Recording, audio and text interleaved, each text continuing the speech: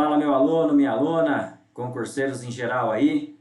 Hoje eu quero comentar uma questão desse concurso que está na tela, que foi realizado agora, dia 22 de outubro de 2023, ou seja, domingo passado. Estou gravando essa aula hoje, quarta-feira, 25/10. Mas eu vou comentar uma questão da prova de analista judiciário, especialidade oficial de justiça avaliador federal, que é o cargo que eu ocupo. Uma questão muito específica que me deixou muito feliz. Olha a cara do professor Marlon aqui de alegria, que é a questão que cobrou direito do trabalho e Lei Geral de Proteção de Dados.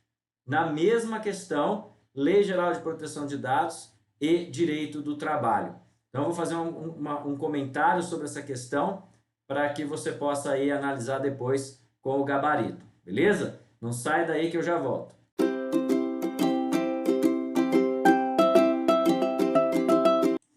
Então, pessoal, olha só, a questão é a questão número 37, vamos lá. É a questão número 37 da prova. Aquela aqui. Espera só um pouquinho, vamos lá. Quem sabe faz ao vivo. A questão número 37, pessoal, da prova do B02, prova B02 de Direito do Trabalho, né? Então, ela cobrou LGPD e Direito do Trabalho. Espera um pouquinho, só que eu vou ficar no cantinho aqui, ó, fiquei pequenininho para a gente ver juntos essa questão. Dá uma olhada. Simara, responsável pelo Departamento de Recursos Humanos da empresa WYZ Tecnologia Limitada, com o objetivo de atualizar os dados do cadastro do e-social, solicitou a todos os empregados informações cadastrais, endereço, número de documentos e informações pessoais, que foram inseridas em uma planilha, juntamente com informações dos valores de salários e demais benefícios auferidos por cada um deles. Após a atualização dos cadastros do e-social, Simara enviou a planilha de informações a 2 outros empregados, olha aqui, como anexo a uma mensagem de e-mail, na qual escreveu: olhem só, abre aspas, olhem só como tem gente privilegiada nessa empresa que ganha muito mais do que deveria, fecha aspas. Então ela pegou os dados pessoais dos empregados, que ela administrava esses dados, porque afinal de contas ela era do Recursos Humanos, está aqui a informação de que ela era do Recursos Humanos, e mandou a 2 empregados com os dizeres: olhem só como tem gente privilegiada nessa empresa que ganha muito mais do que deveria. No entanto, por equívoco, ao enviar a mensagem, Simara também colocou como destinatário ao erro aqui, ó, por equívoco, ela também colocou o endereço do e-mail geral da empresa, circunstância que implicou a publicização ampla. A publicização ampla, deixa eu apagar aqui para colocar direito essa publicização aqui. Espera aí. Aqui. Vamos lá. Implicou a publicização ampla dos dados constantes na planilha. Tomando conhecimento do fato, a empresa dispensou Simara por justa causa. Nesse contexto, e aí vem, ó. Considerando que as informações apenas foram divulgadas no âmbito da empresa, sem acesso a pessoas externas, não há que se falar em justa causa, sendo cabível apenas a advertência. Eu vou deixar essa alternativa aqui em stand-by, tá bom? Caracterizada a justa causa fundada em mau procedimento e violação de segredo de empresa, também vou deixar essa aqui em stand-by. Mau procedimento, já vou explicar, é aquela conduta do empregado que gera a quebra da confiança.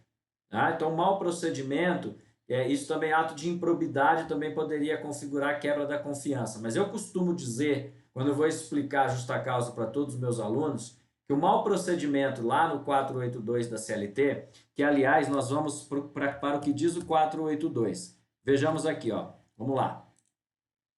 Olha o 482 aqui, ó. Constitui justa causa para a rescisão do contrato de trabalho pelo empregador ato de improbidade. Essa é a imoralidade, a que quebra a fidúcia. Incontinência de conduta ou mau procedimento. Incontinência de conduta é todo e qualquer desvio do empregado no âmbito sexual. E o mau procedimento, que é o que está aí na alternativa também, é aquele coringa, ou seja, quando o empregador não tiver, por exemplo, como configurar o ato do empregado como uma justa causa, como uma falta grave aí, ele pode inserir no mau procedimento, tá? Que é o caso, inclusive, desse nosso exercício aqui. Voltando para a nossa questão, veja comigo aqui, voltando para a nossa questão, nós temos mau procedimento e violação de segredo de empresa. A violação de segredo de empresa também é uma hipótese de justa causa, Está onde? Está aqui, no 482 também, ó, na letra G, violação de segredo de empresa. Houve uma violação de segredo de empresa? Claro, as informações dos empregados são informações sigilosas, que no âmbito empresarial configuram o quê? Um sigilo da empresa. A empresa tem a obrigação de manter esses dados pessoais em segredo, em sigilo. Tá? Vamos voltar para a nossa questão aqui, para você conseguir entender por que eu deixei essas duas em stand-by. Tá? Tá vendo? Vamos voltar para a nossa questão. Letra C. Caracterizada justa causa fundada em incontinência de conduta? Não, incontinência de conduta tem, como eu disse agora há pouco, tem a ver com desvios de ordem sexual, o que não é o caso.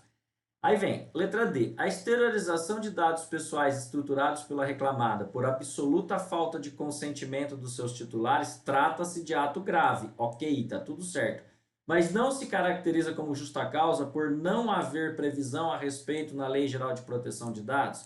Veja só, pessoal, a publicização de dados, como está escrito aqui, sem o consentimento dos empregados, trata-se sim de ato grave. Isso está previsto na Lei Geral de Proteção de Dados. Não como uma falta grave trabalhista, porque afinal de contas, a Lei Geral de Proteção de Dados, como o próprio nome diz, ela é uma lei geral de proteção de dados. E ela permeia todos os outros campos do direito, inclusive o direito do trabalho. Então, dizer que não tem previsão legal expressa na Lei Geral de Proteção de Dados e por isso não poderia ser caracterizado justa causa é errado. Por isso, inclusive, a publicização dos dados é prevista expressamente na Lei Geral de Proteção de Dados como uma hipótese que precisa haver o quê? Consentimento, precisa haver o que? O tratamento da maneira correta pelo controlador e operador. Afinal de contas, o empregado é o titular de dados na relação de emprego. Então, o controlador, que no caso é a empresa WYZ, ou o operador, no caso, quem toma as decisões de tratamento de dados em nome do controlador, precisam ser observadas todas essas regras da Lei Geral de Proteção de Dados. E, como eu disse, permeiam o direito do trabalho. Então, mesmo não havendo uma expressa previsão a respeito de falta grave na Lei Geral de Proteção de Dados, essa exteriorização constitui sim um ato grave. E aí nós vamos analisar, e é esse o ponto que eu vou chegar daqui a pouco, se isso é uma falta grave passível de justa causa ou não.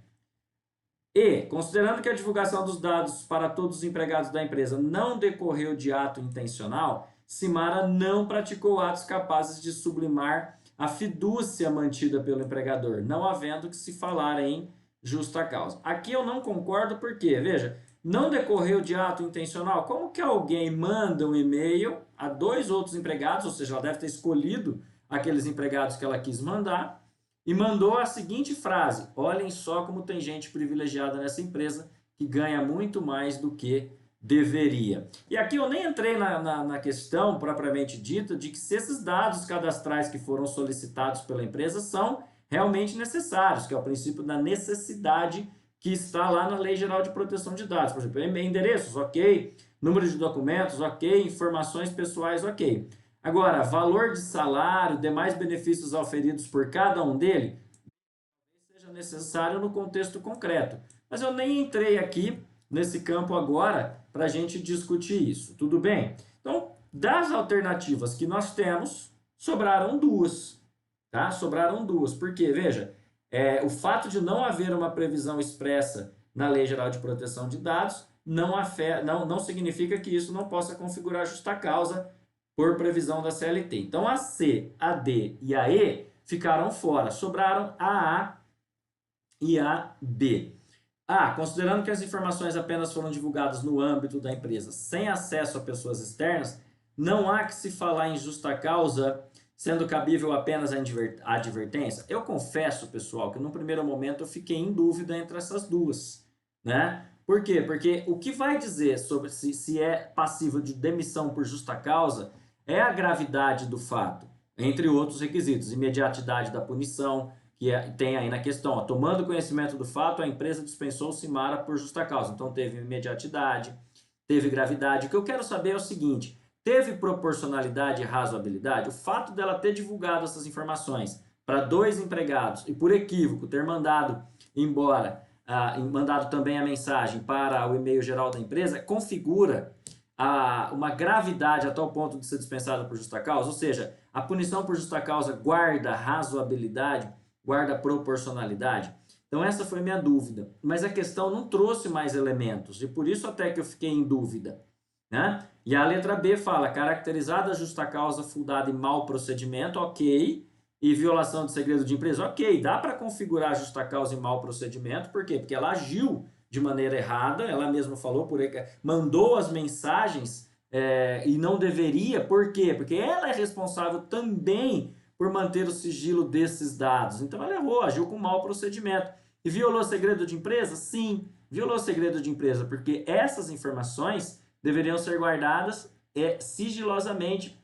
Os outros empregados não poderiam ficar sabendo, não poderia ser publicizado isso daí, nem para os outros 2 que ela mandou, tá certo? Então a minha dúvida aqui é saber se a gravidade, se o ato dessa empregada Simara configura um ato passível de justa causa, é proporcional, é razoável, né? Ou é apenas o ato de advertência. O gabarito considerou a letra B como a correta, então considerou que houve a gravidade suficiente. Mas, como eu estou gravando essa aula para você aqui agora, apenas 2 dias, 3 dias após a divulgação do gabarito, eu entendo que essa questão pode ser passível de recurso. Por quê? Porque me parece, e há jurisprudências nesse sentido, que pode ser questionada a gravidade, a proporcionalidade, a razoabilidade da punição por justa causa. Mas o gabarito considerou como correta a letra B. De minha parte, como a gente grava aqui sem saber se os recursos vão ser ou não conhecidos, eu entendo que aqui poderia ser questionada a proporcionalidade da punição, tendo em vista que não há no enunciado da questão nenhuma outra informação de que, por exemplo, a Simara já tenha agido desta maneira, que a Simara costumeiramente divulgava informações, que a Simara já tinha sido advertida ou mesmo suspensa por essas condutas. Ficou claro isso? Essa é a minha dica, inclusive, se você fez essa prova, eu aconselho que você recorra dessa questão e use como fundamentos isso que eu acabei de falar. O quê? A proporcionalidade, a razoabilidade entre a falta e a punição de justa causa. Beleza, pessoal?